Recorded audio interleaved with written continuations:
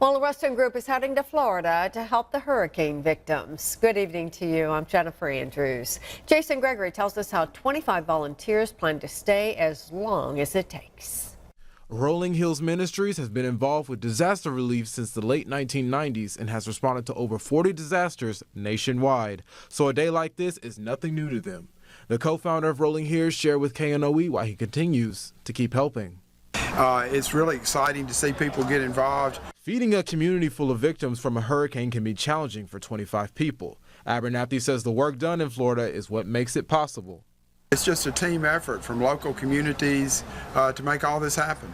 As a ministry, Rolling Hills hopes to provide encouragement to the hurricane victims. We want to bring them hope. We want to let them know that somebody cares. And one thing Abernathy wants the people affected by the storms to know is that somebody loves them. Rolling Hills Ministries will also hold donation drives for the victims of the recent hurricanes soon. In Ruston, Jason Gregory, KNOE 8 News.